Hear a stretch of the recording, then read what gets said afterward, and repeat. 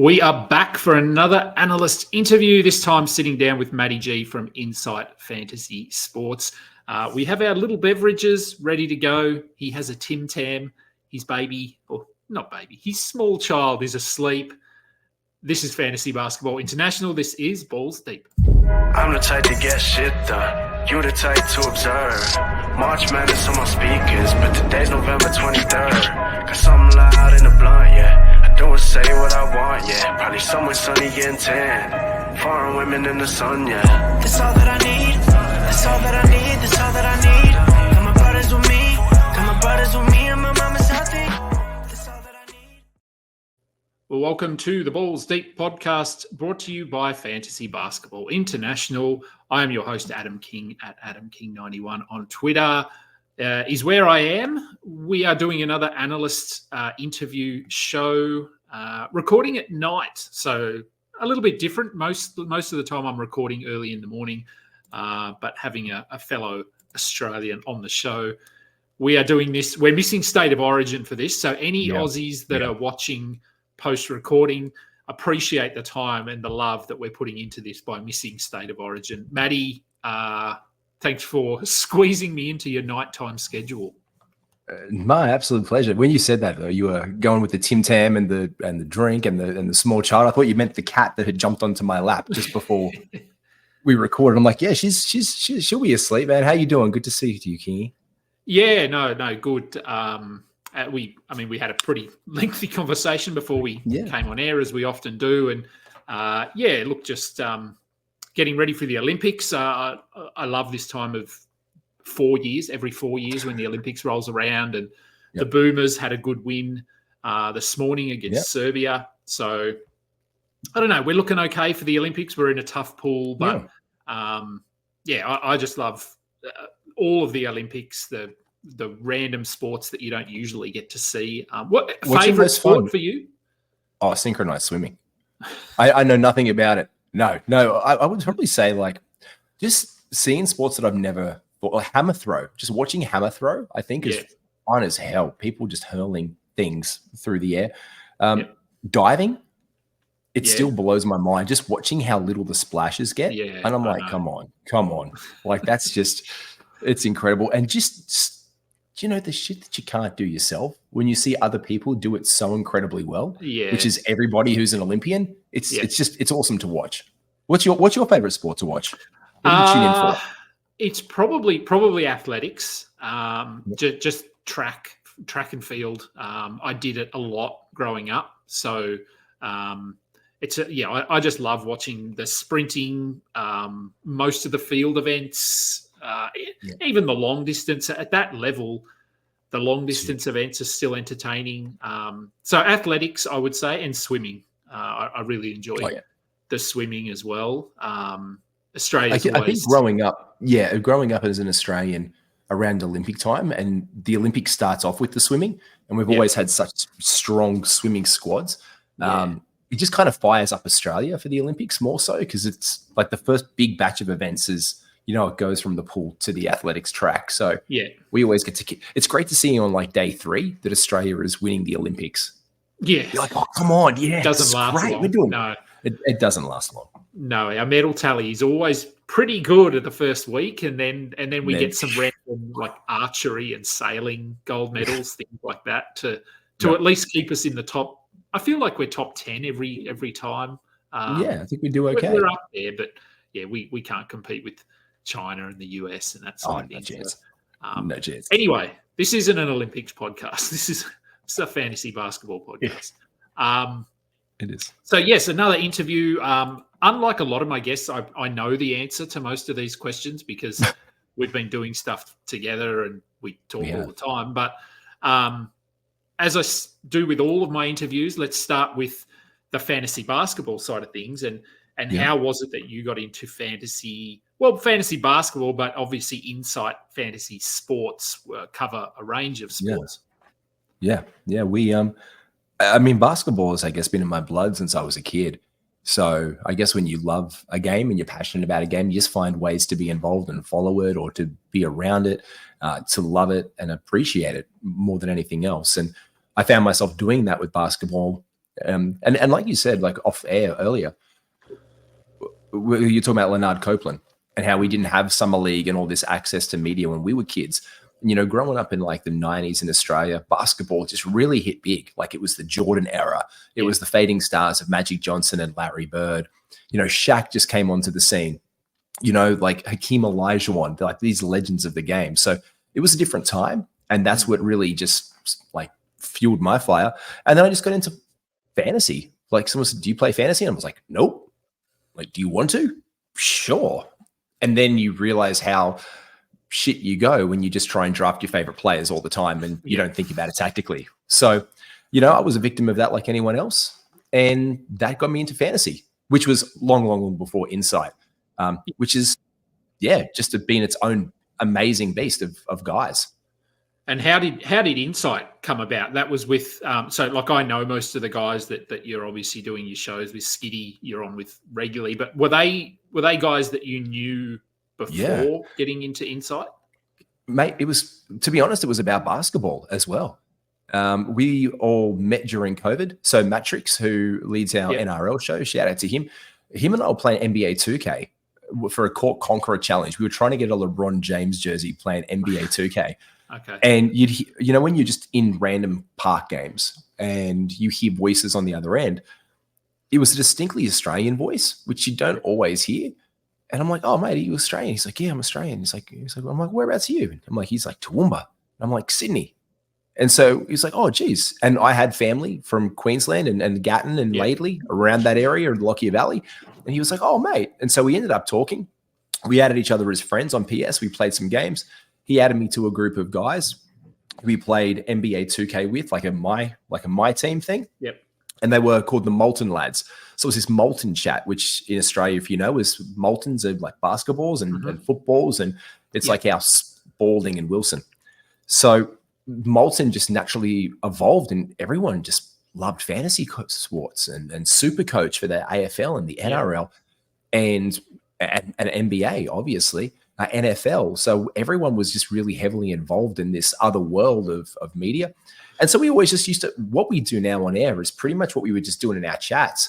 We started with our NRL and AFL shows with Matrix and Brano early last year for last season's NRL. And then Horse and Rob, Hawk, SC Hawk, they started off AFL. Skitty's come onto the AFL as Hawk had to step away.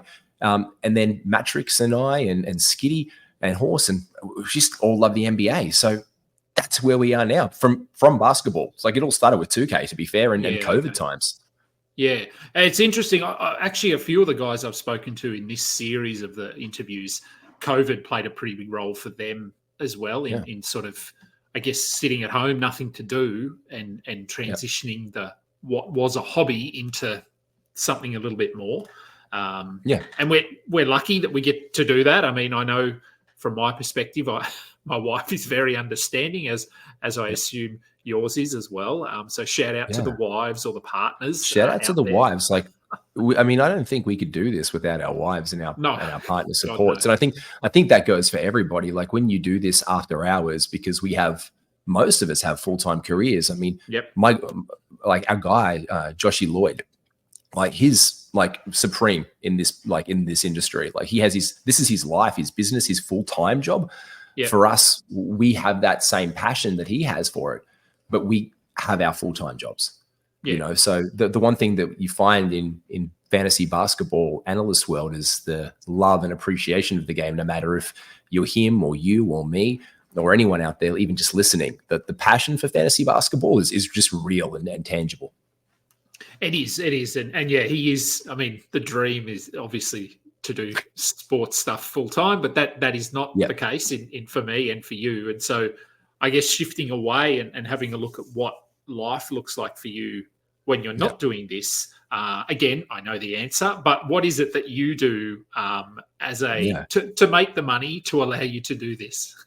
I'm an educator. So I am a teacher and I oversee co-curricular programs and well-being within my school. And I'm an educator. I have a passion for teaching and learning just as much as I do for fantasy basketball. I was a national brand manager as well. So I come from a marketing background, but I love teaching. I started off corporate And then I was like, this is something missing. And I wanted to be a teacher. So I did that. I took myself, I left my career and went to university and was a pub manager and managed a bar on the weekends to put myself through to uni to become a teacher full time.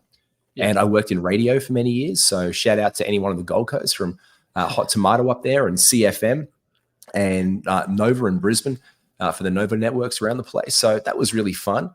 And I did that, basically putting myself full time through, even my first couple of years of teaching, I was doing radio on the weekends as an extra bit of cross side. So yeah, man, I love that. And that's what pays the bills. And I do this as well. So this helps pay some stuff on the side. And, it's just something that I love, really. Yeah. And now you're doing your master's. I am. That seems dumb to me, but I do know of quite a few people actually at my work that have gone back into study. What was there a reason for that? Was it just punishment or? I'm a glutton for punishment. No, just a sicko. I'm just a sicko. No, look, I wanted to, like, as everything, like with what we do, like we have to refine as analysts how we look at the game and how we do that. And in teaching, I think it's very easy. I think education gets a bad rap from some people, and the love of and the professionalism of teachers, unfortunately, sometimes has a negative stereotype in our media. And I'm not saying it's not without cause in some places, but it's not the cause that it's made way severe. There's people in any jobs that maybe shouldn't be there, sure. But the educators that I know are deeply passionate, care about kids, care about teaching and learning, and want the best for everyone. And that's something that I want to make sure from an executive level that I can do within schools and within policy and curriculum. So for me to apply myself to a master's in teaching and learning leadership is something that I feel is important for me to progress, and to also help progress education and how it's seen. Yeah, and it's I couldn't agree more. I mean, this isn't about me, but in my role, helping and running autism information service here in Australia, we get a lot of calls from families who are at sort of, I guess, at loggerheads with their school for whatever reason. And I find I'm able to relate quite well to those families because of my teaching background. I'm able to put my teaching hat on and try and explain things to them from the school's perspective. Because often teachers, they're stressed, they're under pressure, there's not enough of them, and they're dealing with hundreds of kids on a daily basis. And sometimes the interactions between a family and the school is at the end of the day when the teachers it's too combative. It's too combative because it's like the holy, it's the holy trinity. Like is this a teaching podcast? See, for me, like I think it's anything. Like if any relationship you have, it has to be three parts. You have the teacher-student relationship, you have the teacher-family relationship, and you have the family with the school relationship. And if everybody in that triangle, basically in that hierarchy is working for the same ultimate goal, which is the care, the knowledge, the learning, and the personal and academic growth of the young person in their care, then there should be nothing ever that causes that much friction that it comes to those things. And that's a shame when people it's sad when you see that happen or you hear those stories. And again, this is why I'm doing my master's, to help facilitate within schools in a leadership role as a principal one day, to help that be less of the case. Yeah, and that's right. And I try to get into schools and I do stuff as well. I'm off to Melbourne in a few 2 months, I think, to go into a school for a week to run a program to help the teachers, to help the students. And so, it is awesome. Unfortunate, but it happens. And as you would know, it's a lot of it is just so there aren't enough teachers. There's not enough teachers, and then with not enough teachers, there can be not enough learning support. And again, if it was, look, teachers say, oh, it's not in it for the money, whatever. Like teaching doesn't earn bad money. We actually earn pretty good money. Like it goes up. It's, we earn good money, but no one just goes in there every single day unprepared, not doing their work. Like you've got to be prepared to be a teacher because the one person who knows that you're not ready is the kids. Like, like the kids know. And man, you go in there prepared, you have your lesson, you have your goals, you have your learning outcomes, and you have a commitment to them and to have fun as well. Like, man, what happens in a classroom every single day is magic. Like, truly, dude, it's the most rewarding thing in the world to me is my kids every day. Apart from my family, my work is rewarding. My fantasy thing is rewarding. I'm pretty blessed like that. Like I think if we think about it from that, like what we do is what we love. Like we just feel better about what we do. And a seamless segue into family. You have your family at the moment, your wife and your child who just went to sleep. So, I mean, what is it like? I guess spending time with the family. Do you have any? Is holidaying, vacationing, whatever we want to call it, is that something that you guys like doing as a family unit? Yeah, we do. Like, man, my little munch is 18 months old. His name is Grayson, not after Alan, probably more after Dick Grayson, the original Robin, than anything else. Or I was rewatching Orville the other day, and I actually think that I may have named my son after Adrian Padalecki's character from the Orville. I did not know she was like a Commander Grayson. I was like, oh, Jesus. I was watching that when I was thinking of his name. Anyway, it might have been subliminal. But we love vacationing. He's 18 months old. We haven't done much of that. In fact, there's one place we've stopped a couple of times called Nambucca Heads. So I'm from the Gold Coast, and my wife's family is in Albury Wodonga. So we do a lot of road trips. So we drive up to the Gold Coast, and then we'll drive out to Albury Wodonga. And we stop at Nambucca Heads on the way up there. And, man, that's just a sweet little spot. Beautiful little restaurant down near the water there called Matilda's. There's this gorgeous little cove beach and these painted rocks. So, yeah, we love it. And beach is something that we love. Like, I've grown up with my wife. It's one of her places that she recharges. But, yeah, man, we love vacationing and holidaying and just spending time with him doing stuff because everything is amazing when you're 18 months old. Like, ball pit, you point at the ball pit and he's like, and then you just, it's amazing. So, yeah, love that. That's right. Well, everything's new. Everything they're discovering. So, and I guess prior to having kids, when maybe you had a bit more flexibility to be able to travel, any sort of highlights from just you and your wife traveling or you yourself? Oh, yeah, my wife. But for me, my wife and I, definitely Amsterdam and Paris with my wife. That was amazing. That was her first trip to Europe. Yep. That was incredible. We had an amazing time going over there to a wedding of two friends of mine in Holland, in Scheveningen. I can't say it, man. It's if you're Dutch, you can say it. My it's this wife place is that's Dutch, so there you go. Ask her about it. There's this beautiful place. I think it's where the UN headquarters is or something, like some of their political offices. And there's like war bunkers on the beach from like the wartime, like literally still like World War I, World War II bunkers in the sand. It's got this big Ferris wheel there. And apparently when there was like spies, you can know if they were a German spy or not because they couldn't say Scheveningen correctly. And so a Dutch or a counterintelligence spy would be like, blah, blah. Oh, yeah, we're going to where? Oh, have you ever been to Scheveningen? No, I haven't. And then you'd get them to say the word somehow. And they'd be like, spy. But yeah, man, I love Europe. Going there with her. She's into like fictional romance and history books as well. Like, you know, those like Henry and the court of the old courts of England. So we got to go to the Henry VIII's house, like Windsor Castle.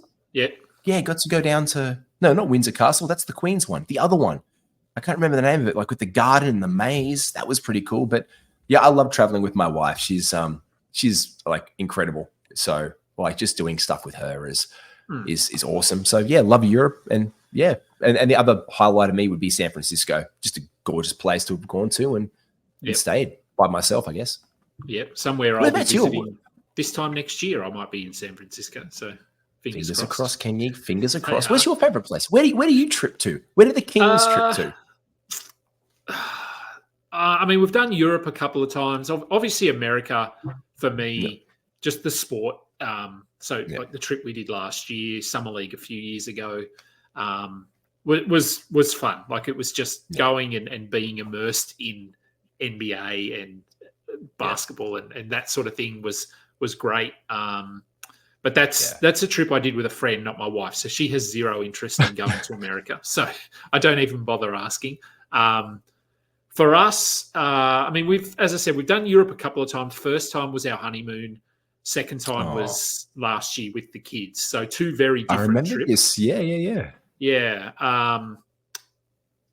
and look, they were fun. There's places that we haven't been. So she's already planning our first trip. Well, potentially our first trip without the kids. So post kids for our 50th. And we're planning on going to Scotland because we want to do more of Scotland. We did a little bit, like the castles and stuff like that. Yeah, just Scotland itself was just a really nice place, easy to get around. People were nice, good beer, good meat pies. So Scotland, but we want to go and do like Norway, Finland, Iceland. And she's already looked at, I don't even know what they're called, but they're like these big sort of glass igloo things, which you sleep igloos with the northern lights. The Aurora, the Aurora. Yeah, I think. Yeah. Are you married to my wife as well? Do we have the same? my wife has seen that. Like that's. I think the Aurora Borealis is like. Yeah, that thing. The Northern Lights. I think that is both on our bucket lists, and you see those ridiculously stupid influencer videos where they do like those little TikToks. Like this is my hotel, and you walk in, and it's like. It's like a Bond villain lives there. Yeah. It's like a Swiss chalet with like just standing in like a glass menagerie. It's amazing. Yeah. So that'll be amazing for you guys. It will be. Yeah. And she's already looked at prices and all sorts of things. So that'll be happening. So I'm assuming that'll be fun. Look, in terms of within Australia, I mean, we do like to travel a little bit. Where we are off to Perth in a few weeks, about gorgeous. 2 months, 7 weeks, something like that. I love Perth. I haven't been there for a long time, but it's probably one of my favourite places. And I mean, her parents live at the south coast here in New South Wales, so we just like going up there for the day or for the weekend. It's nice. The coast in Australia, for anyone listening internationally, who's taking our travel advice, by the way. The eastern seaboard, the western. Actually, if you go over to Perth, you need to get down to the very southern area, Esperance, Matthew Flinders Bay. That's one of my favorite trips I've ever done because here's a random fact. I used to do like my best mate used to work for FHM and Maxim magazine and that EMAP publishing. So he used to do travel things. So I used to go along with him while he was writing the articles, and I would be taking the photos as the photographer, and he would just find a way to smuggle me on the trip to go with him. Yeah, nice. And so we went down to Esperance with Garth Tander, who was on a 4-wheel driving track, and it was the most incredible landscape in the world. So if you can get down there while you're over in Perth, Esperance, Uluru as well in Australia here. Yeah. That's my wife and I went there just before, like the year before our son was born. That was just truly incredible. Like that was just breathtaking. Would do it again. I haven't done Uluru. I've done Darwin. And I know my wife, just before we got together, I feel like it was very, very, very shortly before, like months before we got together, she actually hired a camper van kind of thing and drove around Alice Springs, or like did the whole Northern Territory by herself in a camper trailer for 3 weeks or something. So put it on the radar. It's like we did a camelback ride at sunset and like just looking at like the rock, like Uluru was incredible. And we walked the whole bay. So we didn't do the half thing. Like we went around the whole thing. Yeah. And there's a billabong at the bottom of Uluru. Yeah, I have heard that. Yeah. Like there's this, and we saw some Indigenous kids from the area sliding down it. Like they, as a waterfall, they were sliding down this little rock face and plunging into this little billabong thing. And like you don't expect to see this little bloody oasis in the middle of the desert. No, you don't. It was, and so mate, all like Australia wise, it's stunning. Yeah. There's a lot to see. I mean, Australia's obviously a really nice place, and you could easily just travel within Australia and still not do everything in your lifetime. There's so much to see. 100%. So I guess sticking away from the fantasy space, movies, TV shows, because they're two things that I really enjoy. Most nights I'll be up watching a movie by myself when everyone else is asleep. Any particular genres, movies, TV series that stick out for you as favorites?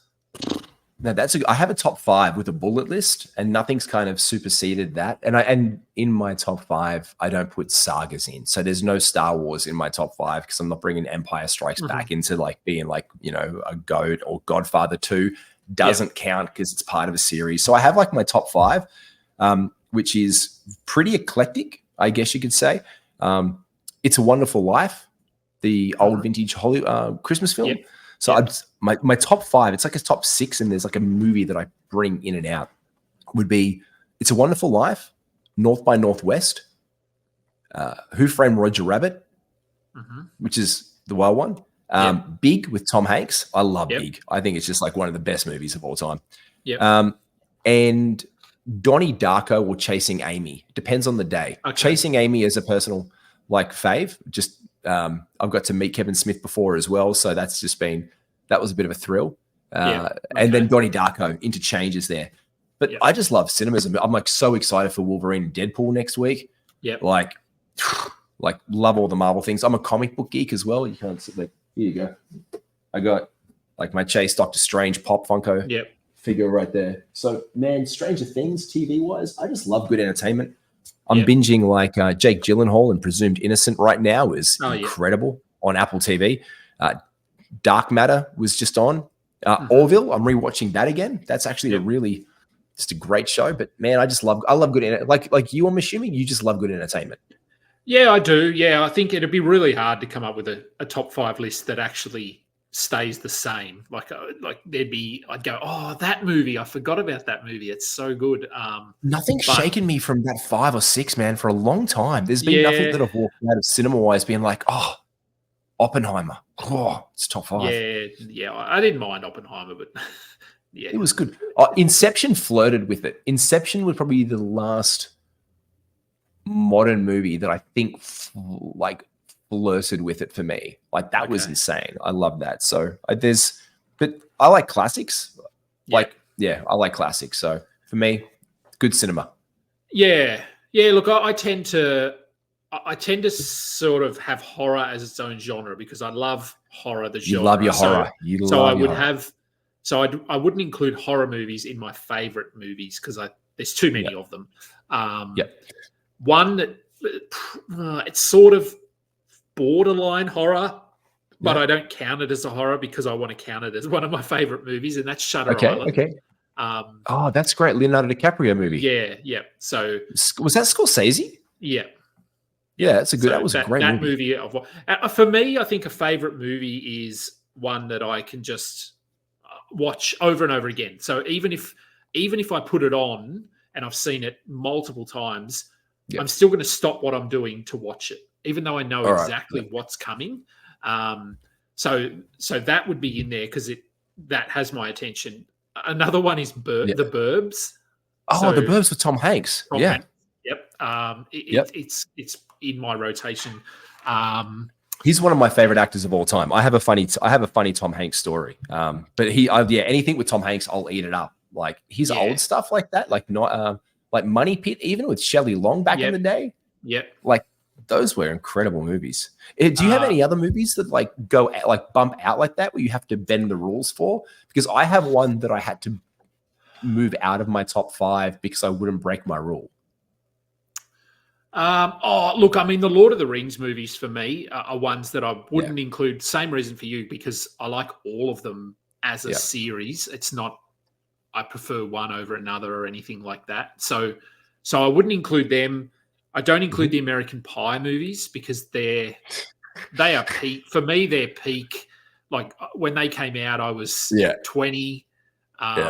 It was, I can just watch them. I know them huge. Off by heart. They were cult movies at the time. Like they were so, I don't think people get, because people don't like, people binge things on TV now then talk about it on social media. Yeah. To be getting emails from friends overseas and to be getting texts and like messaging people on message boards about these kind of movies back like 20 years ago, it was like Shannon Elizabeth being like the goddess of goddesses at the time. You know what I mean? Like it's a different world now. I get it. It is. I don't know. I mean, a movie that enters my rotation usually around September every year, and I'll watch it a few times, is Draft Day. and that's because we're getting into fantasy draft season. So me and some mates, we always watch draft day. I'll drive out fantasy draft. I'll drive out for that one. That's great. And then look, I mean, I don't know. There's others, but I think a sleeper for me, the one that I had to move out of my top 5 list was Unbreakable. M. Night Shyamalan. I think it's one of Bruce Willis's best ever performances on screen. But it's part of a trilogy. That's the thing. It wasn't. And then when they made that, it wasn't. And then they did it, and then he did it, and then I had to move it out of my top 5. That's the problem with it, because it fits like the Glass trilogy. Look, I mean, we could. I'm sure we could talk for hours about movies, because I have so many, and I'm actually off to the movies next Monday to see Longlegs and Maxine. So 2 horrors. I can't wait to see Maxine. I only saw the trailer for that today. That looks good. That cast is incredible. I rewatched X last night, and then I'm going to rewatch Pearl tonight, potentially after the footy, if I'm awake enough, to see Maxine, because I love the first 2, so I'm hoping that the third one is just as good and long. Can I ask? Is it all following the same person? No. No. No, it's not, is it? It's like it's the same. It's the same writer and director, and that girl in it is like his starlet. Like, she stars in all of his movies, yeah? Yeah. So X is the first movie, and it's sort of set in the middle of the 2 of them. And, okay. And so Mia Goth is the main person in it. So in X, she plays Maxine. So she is the Maxine character, but she is also the Pearl character. So she plays the old lady in that movie as well. So she plays 2 characters. And then Pearl is about Pearl when she's younger, and then Maxine is after X, Maxine's story. So 2 different people, but the same actor. Okay. So it's interesting, but they are good. So I'm hoping that the next one is good reviews. So I'm hoping. Yeah, I saw the trailer for that today, and that cast was incredible. I was like, I have to watch this. No, we'll go and see that on Monday, and we went back on movies. God, we went 2 weeks ago, or not last Monday before. We went and watched Furiosa, so the new Mad Max. Or part of the Mad Max, and it was unbelievable. It was so good. I've heard it's really good. Yeah, which again, I'm not surprised. It's George Miller. It's such a unique take on the world at a post-apocalyptic kind of world, set in Australia. It was phenomenal. So it's what he's crafted his career on, this Mad Max thing. So when it comes to these movies, like, this is why Fury Road is so good. And people are like, it's not as good as Fury Road, but it doesn't need to be as good as I liked it as much. As Fury Road, and I love Fury Road. I think if Fury Road is like an apex predator, it's like you're then like talking about which is the more aggressive shark, if that makes sense. Yeah. They're both at the top of their game, but one of them has to be better than the other. I'm like, not really. It's like, who you taking number 1? And like, Victor Wembanyama or Nikola Jokic. Well, they're both really bloody good. Doesn't matter. That's right. Yeah. So no, it was really good. And then I think we'll go next week and watch Twisters, because I feel like you have to see Twisters on the big screen. Can I just be honest? If I don't see a cow randomly in a Twister going and just going past, I'm just going to be so upset. Like, that Joker's just sitting there for a new generation to see. Oh yeah, it is. And then Wolverine, obviously. Yeah, we'll go and see Deadpool and Wolverine next Wednesday, 6:20 p.m. Opening night, VMAX in the middle of Sydney, 8 people. Yep. Good friends all sitting there for it. We see all the Marvel movies on opening night together. So, I'm really excited for a return to form for them. Let's move away from movies and TV show onto food. Probably something else we could talk about for hours as you scoff down your Tim Tam. Favorite food? Is there a favorite for you? Or Mum and G's lasagna. Mum and G's lasagna. Okay. Yeah, my mum's lasagna, hands down. That is my favorite food. My wife made this weird salad. and I weird makes it sound bad. She's like, when we were first dating, she's like, I'm gonna make something. And I'm like, you didn't say you're gonna cook me dinner. You said you're gonna make me dinner. That's a bit. She's like, yeah, I'm gonna make this. I'm gonna make something. One of my favorite dishes, and it was a lychee salad. Okay. And my wife makes this lychee salad, which is incredible. I love that. But I think pasta and pizza for me are amazing. And ramen. Like, give me some like fried chicken ramen, and that's my sweet spot. Yeah, a lot of people like pizza. That's been, I would say, if I did a poll of all of these shows and speaking to people, pizza would probably be right up there for a lot of people. And I think that's because it's so, well, it's diverse. You can have whatever you want on it. So it's really unique to your tastes and the flavors you like. But pizza for me is like, I don't know. I think it's like I think it's a communal food. Like you always sit with your mates and, you have pizza and you watch the footy or you go out on a date and you sit there and you share a pizza with like this girl across the table from you, or this guy across the table from you, whoever but when you're a kid, do you remember the Pizza Hut, like all you can eat restaurants? Oh, yeah, I do. Like there was Sizzler with pizza, dude. Like you used to be able to just scoff yourself down with pizza, but you would sit there with a whole bunch of, I think pizza is, for me, it's like a communal food. Yeah, I think so. We're going to get pizzas. Okay, cool. Come over. We'll get pizzas. Like you should come in for my birthday next month. You should come in for the night to Sydney for my birthday next month. We're going to do a boys poker night. And we just get pizzas. Or I cook a barbecue outside and I whip up a salad on the side of it. It brings people together, man. So yeah, it does. And yes, I do. I do remember Pizza Hut, and I feel like I've told this story before, but maybe it wasn't on Tell me now. Podcast. I remember vividly in high school, year 11, year 12, people are getting their license. So you've got lunchtime. Hey, we're going to go for a drive somewhere to get lunch. And for us, it was always McDonald's or Pizza Hut. They were next to each other in here where I live in Queanbeyan. And McDonald's had 50-cent cheeseburgers. So I remember that. We'd go with $5 and just get 10 cheeseburgers each because we were growing boys. And the dream. But the all-you-can-eat Pizza Hut was, I feel like it was $5.95. It was at lunch. It was like $5. At lunch. This is before the days there was a word that existed in our lexicon called inflation. Yeah, and it was a $5.95. I remember when something like Sizzler was like $8.95 for all you could eat.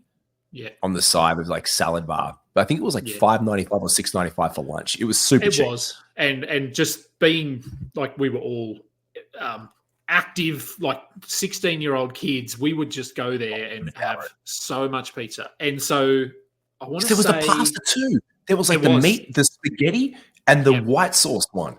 Yeah, and the chocolate. And then and because there was no rules, you can mix. There was no such thing as pasta segregation.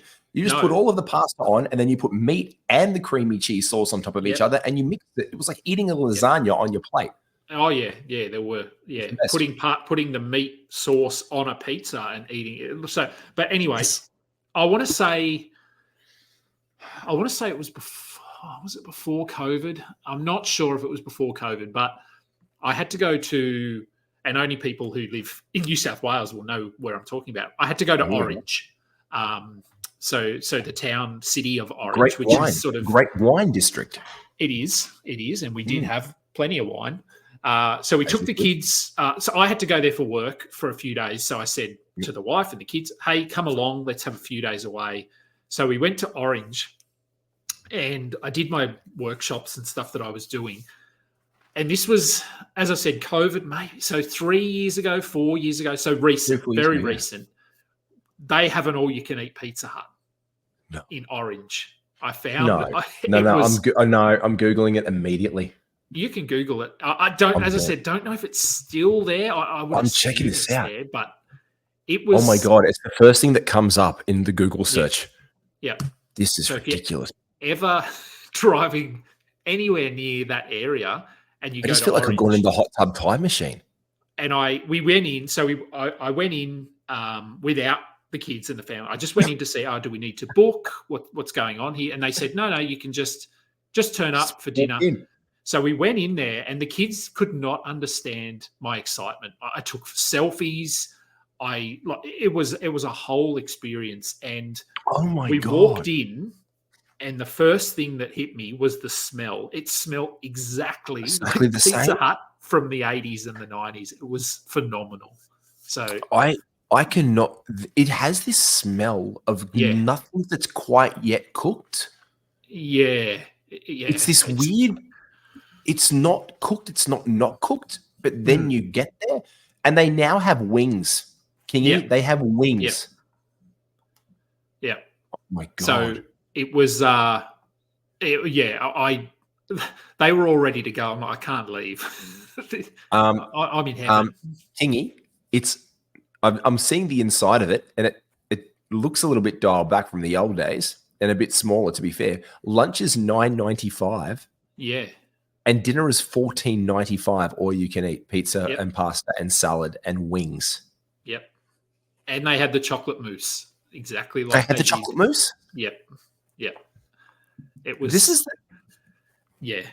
Is everyone driving Falcons and old Commodores back in Norwich? It was surreal. Like, it was stepping into a time machine, going back, because they still had the vinyl chairs.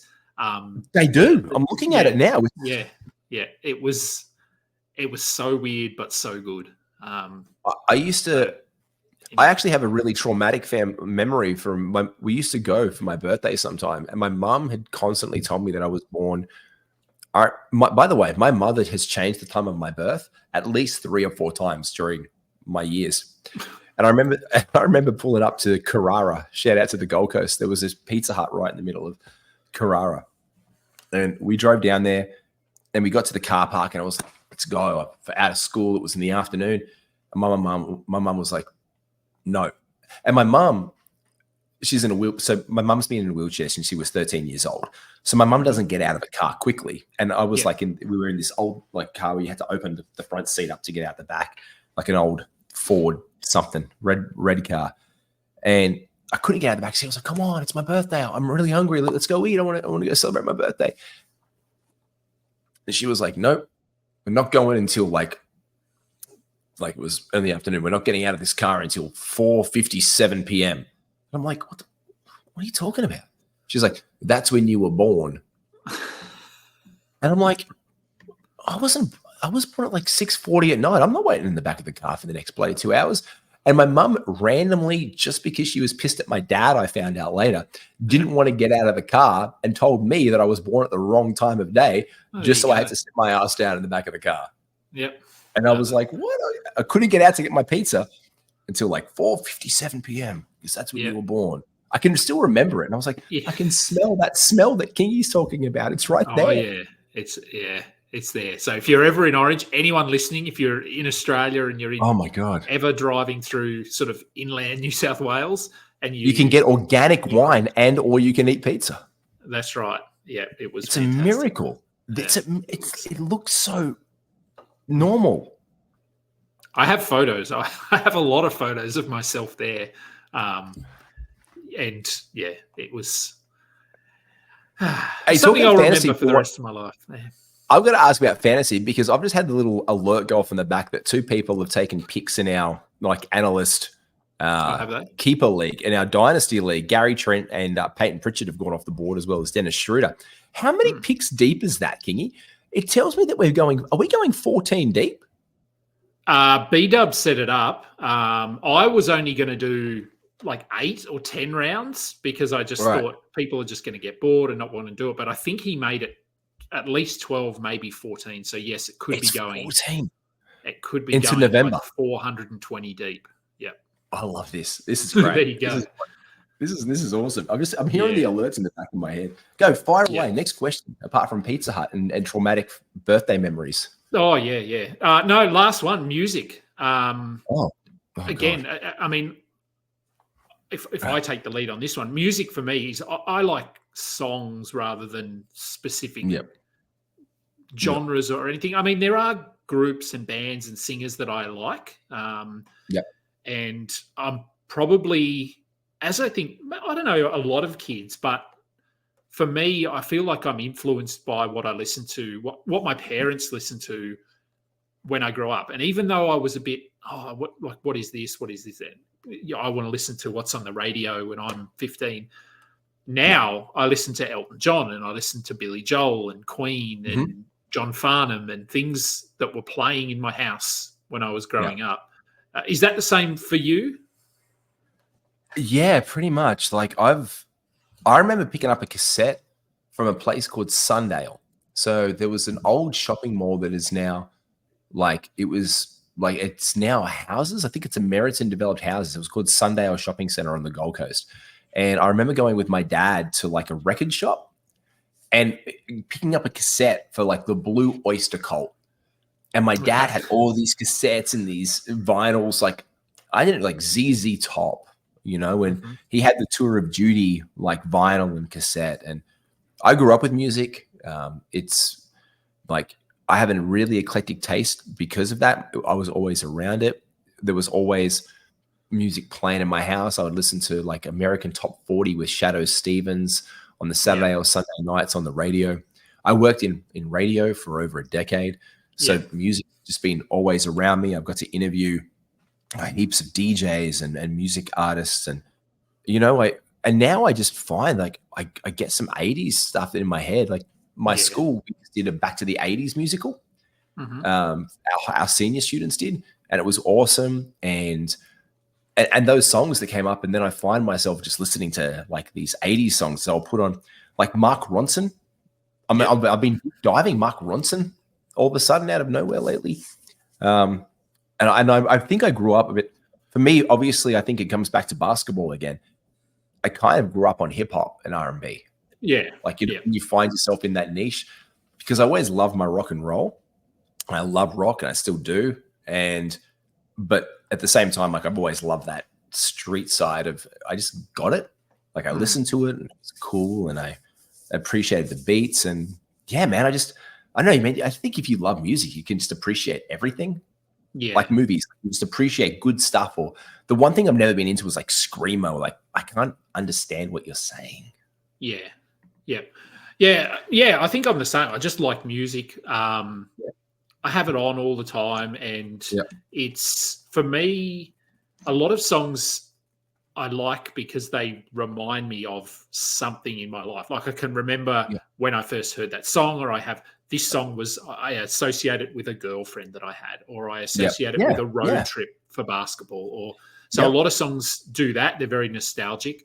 And that's why I like things like Stranger Things, the TV show, because the music that they play. And so no, I like a lot of music, and much like you, growing up early 90s, very influenced by American culture with the NBA and that sort of thing. And so a lot of Cypress Hill, NWA, those. It's from the bone. Yeah, so those old school hip hop rap. Early Snoop Dogg, listened to a lot of that growing up as well. So, and I love live music as well. And I think I've pretty much now seen everyone on my bucket list. Of big artists that my favorite artists I've pretty much seen, and I get their set list. So I've got like a really cool little like collection of like printed outs because I go up and I get the set list at the end, and I get to either to meet them and to sign them. And got Leon Bridges with my wife last year because I love Leon Bridges' work. I've got Kanye West. I've got the Crooks. I've got Brian Wilson from Beach Boys because I love the Beach Boys growing up from my dad. So I got to see him at the Sydney Opera House. I've got Lauryn Hill's set list. So I've got some really cool, like just diverse ones. I got like Coldplay. I've seen like live like 6 times because I watched them when they were just coming out. Yeah. And I've seen them at I remember their Parachutes tour. I saw a friend of mine, Sharon, was just a rookie reporter at the Gold Coast Bulletin. She was like, I'm just trying to get media passes to go and watch this band Coldplay. And so I was like, all right, cool, I'll go with you. So we drove to Brisbane because I had the car and she didn't have a car. Yeah. And I watched Coldplay from this media booth in this little festival hall thing. But I've seen them like 10, 12 years down the track playing at ANZ Stadium in the middle of it. Yeah. And then I've got this little sideshow that they played. They did a thing for Nova and there was like 200 people in the room and they played like songs there. So, I just love good music. I saw Taylor Swift live this year, like incredible. Yeah. Like, I love music. I love going to live music, like Tenacious D live, Childish Gambino live, like whatever I can get, I go. Yeah, we try to get to a concert or two a year. I don't know what we've got. Oh, we're seeing Roxette next year, which at a day on the green. So that'll be good. The day on the green is always nice. Yeah, that's a great one. I saw who was it? It was Alicia Keys, supported by John Legend. Oh, wow. That was a really cool show at like Hunter Valley. So yeah, that's where we're going. Yeah, to the Hunter Valley to see it. So and again, I grew up on the Gold Coast, so I had the big day out in my backyard. So I got to grow up with going to see like some of the greatest bands of all time. And funnily enough, after my wife and we got engaged, we're going to go out to like a day in the green to watch Red Hot Chili Peppers. But it was actually the night they were playing. I wanted to go and see them. And I knew like when I was going to do the engagement, like and ask her like months in advance. And I'm like, oh, damn. All right. We woke up the next morning and the Red Hot Chili Peppers were staying at the hotel that I took her back to that night and staying. And we got to walk past and Flea was there with Anthony Kiedis and Flea was wearing a Lakers hat. Yeah. And I was just like, and LeBron had just like, they had just won the championship the year before through the COVID times. And I was just like, hey man. And I ended up talking to like randomly Flea in the hotel thing, like randomly the next day. And it was like so much cooler than actually going to the show the night before. And I'm like, this is going to be my wife. It was pretty cool. It was really fun. Yeah, that's cool. Yeah. It was cool. It was like really like, and he was like so like that guy knows basketball. Yeah, like he is a deep Lakers fan. Like he is like you see him on the sideline. You know when you get like the Jack Nicholsons and the people on the sideline. Yeah, he's one of those dudes. Okay, man, he is like he's Australian born, but been in that LA region for years. Yeah, dude, his knowledge of every single he basically we went through just talking basketball. He went through the roster and he's like, just wow, just really cool, like acumen for the game and watching players. It was really cool. Yeah. Okay. Yeah. Interesting. Yeah. All right. I'm going to let you go. I'm going to go. Thank you. Well, my cats, as predicted, are going troppo and running around the house. So, are they top 12 picks? Top 12 picks projected this year? I wouldn't pick them at all. I'd leave them on the waiver wire. Yeah. Oh, don't do that. They're doing in there. I don't know. Who knows? Anyway, I'll let you go. Insight. What's coming up on Insight over the next couple of months leading into the season? Mate, heaps. We've got Patreon starting up where you can get on there and do the whole Patreon thing. We've got our big draft boards. This is huge. I'll send you a copy of it when we're done, Kingy. You can have it for free. We've got myself, Skitty, Matrix, and Mally. We've all done our consensus we've done our big board for I think 16 rounds, 12-team league. So it just goes over our first 200 picks or who we're picking across the wire for the first 200 each. And then that comes with player profiles of 250 players, as well as then it's merged into one file, which is a consensus file, which takes all of our individual picks from the four of us, merges it into one document so you can actually get our consensus top 200 picks, which has been pretty huge. That's coming up. Gets released this week.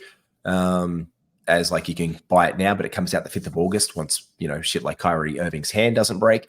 Got some pods with Dan Titus coming up from Yahoo later this week, and then a Summer League recap with Skitty early next week as well, man.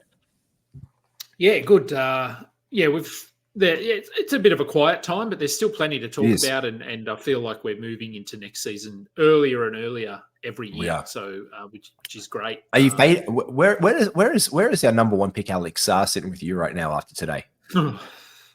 I don't know. I mean, I wasn't. Obviously, we saw a bit of him here in Australia when he played for Perth, but he didn't get big minutes. So we didn't. He wasn't playing starters minutes, which is not uncommon for those young guys. LaMelo Ball only played sort of low 20s, 18 to 20s. So not surprising. Oh, look, I mean, today was particularly bad, so he's not going to go 0 of 15. But in saying that, I don't know. I was looking at him, and I did a show with Noah Rubin this morning, and we talked. That's right. I saw that. Yeah. We were talking about summer league and players, and we had someone in the chat asked about Kalel Ware. Kalel Ware, yeah, and love it. And so I sort of think pissed off. By the way, just shout out to Dan Titus again for this. Hate you, Dan. You took my Kalel Ware pick in our Dynasty League. So he did. Yeah, nice. He did. I was very mad. Go on. So I sort of compare, I guess, Saar to Ware. They're similar types of players. They're sort of long, they're tall, they're a little bit raw. But for me, Ware looks better at this point. Does. Offensively anyway. I just think he looks composed. Like he does. So, I mean, I'm not going to say I'm concerned about Alex Saar because he's still very young. He's going to get plenty of opportunity in Washington, and he's also he's playing the 5 at Summer League. So I think they're going to start him at the 4 alongside Valanciunas. So that's you would think so. Him, yeah. So I'm not too concerned. Look, it's Summer League. I mean, Cam Whitmore was one of 15 or something yesterday, and who cares? Like, you don't pay any attention. So I'm not too worried, but yeah, look, I am. It's been interesting to just compare him and Kalel Ware, and I think Ware looks far more composed, ready to go. But potentially Saar has more upside, and I'm not a dynasty expert, so not really my place to say. But my boy, can I just say, my boy, the Booze Bus. That's my nickname for Buzelis, by the way, the Booze Bus. Yeah. He's looking so good. He looked all right today. Yep. Yeah, the Booze Bus is looking consistent. Yeah. Good on you. Yeah. All right. Thanks for jumping on. I'm sure we'll have some shows coming up at some point in the next whatever. We will. We've got our Thursday show to come back. Love that show. Yeah. We'll probably start rolling that out probably early August, so maybe 2 weeks. I think. Yeah. I think there'll be stuff to talk about by then. So. 100%. Yeah. So. No, I will let you go and spend some time with your wife. Thank you so much. See what the score in the State of Origin is.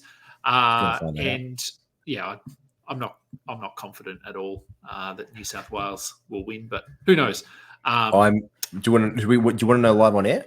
Yeah, all right. Let's do a live check. Here we go. Match center, State of Origin, Game 3. I'm a Queenslander, so this for me is okay. Jesus, Mother Mary and Joseph. We're 42 minutes in, and it's 2-0.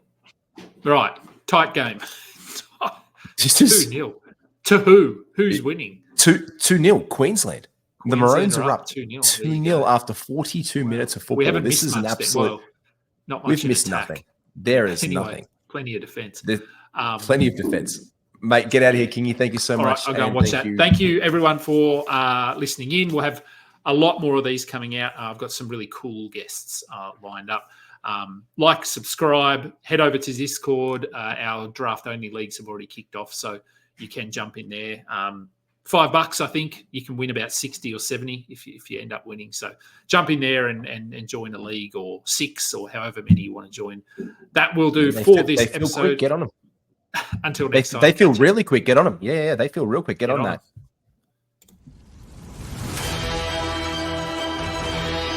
You just listened to another episode from the Fantasy Basketball International Podcast Network. Thanks for joining us. And for more information about joining our community, please check out our website at fbibasketball.com.